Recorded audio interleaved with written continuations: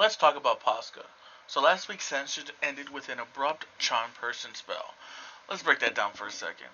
This makes three members of the party with the charm person spell who have actively used or attempted to use it in combat, despite the spell not really being designed for combat. Regardless, the dice giveth, and they taketh away. What was our glorious game master Bria Ironguard attempting to do with Paska before the encounter ended? Quick aside for one moment, I love Bria and her jamming, and if you enjoy EXU, you should be watching Misfits and Magic on Dropout TV. It's worth the money.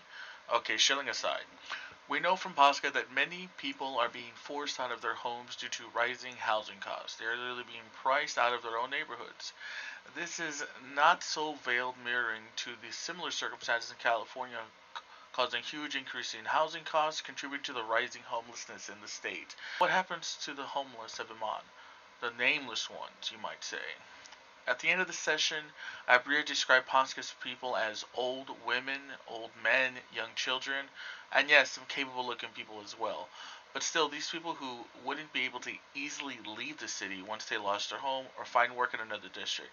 These are the homeless of Iman, the invisible people that have been ignored or shunned by the rest of the city. This could have been a great chance to get our wonderful gang of misfits, especially Orm of the Erishari, a true moral dilemma. These people clearly needed the circlet for something. Maybe they worship a spider queen, or maybe they simply needed to sell this circlet for food. We might never know now.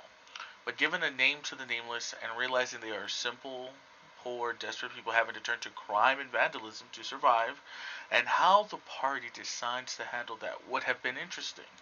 I don't doubt that Abria might be able to put that choice in front of the party eventually, and hopefully Pasca hires a bard with anti-charm ability the next time she faces the party so that it doesn't end with a charm person spell. Still salty about that. Let's discuss what exactly is Pasca's long-term plan. Pasca seems to be trying to slow down the gentrification, which may be leading to a growing homelessness problem in Iman. We know from Campaign 1 that the class had a rather large maze-like series of tunnels throughout the city, so it's a real possibility that the homeless are living in these tunnels below the city as the nameless ones. Seemingly, if we are to believe Paska, the class in the mirror went to war, resulting in both organizations being decimated within the walls of Iman at least. This would leave the tunnels relatively unattended, giving us some more evidence as to why the streets of Iman aren't flooded with homeless people. Paska is far from Robin Hood as well.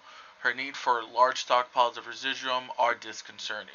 Abria has hinted that Paska is using this residuum to grow Sood. As far as I know, the exact effects of the Sood haven't been disclosed, but the effects on Scanlan Shorthall when he took them in Campaign 1 indicated that it's an effect similar to an opiate, not unlike opium, which led to Scanlan going unconscious upon overdosing, i.e. failing a constitution saving throw while smoking it, though it also had the benefit of giving Scanlan a sorcery point when he took a successful hit of the drug. This means that Sood has the ability to bestow some magical ability. Whether you need to be able to cast magic or not is unknown. What is concerning is generally speaking, opiates and opium are not the drugs used by the rich and powerful, but rather the drugs used to control the masses. In our history, it's generally a poor, unskilled, or uneducated groups of people that end up addicted and thus indirectly controlled by those who manufacture and distribute the drug.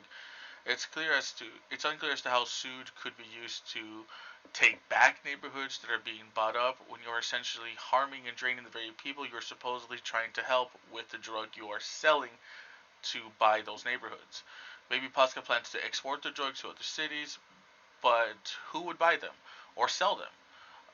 Is the nameless one's reach that great? Who knows? Another possibility is that the residuum is being stockpiled to be used in some magical ritual, maybe involving those strange runes seen by the party. An attempt to free the Spider Queen. The circle is the key to bringing her back. A bit of a stretch. Regardless, Pasca is not a good person. So what is her ultimate goal? Is she chaotic evil and is willing to burn down the whole city to get ahead?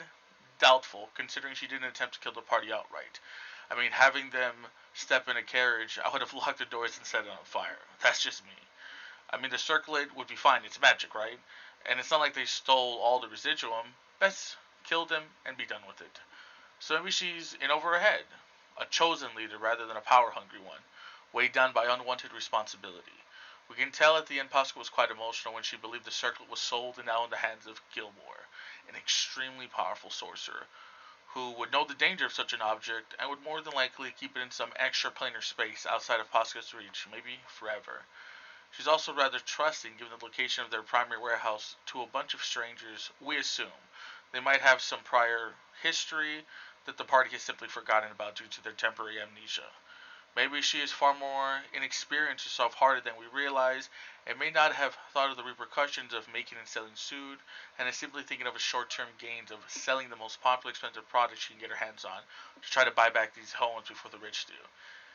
It's a shame that we probably won't be getting any more Paska in the next couple of sessions, but I hope we can get more insight into her character before the end of Exandria Unlimited's first season. But tell me, what are your thoughts?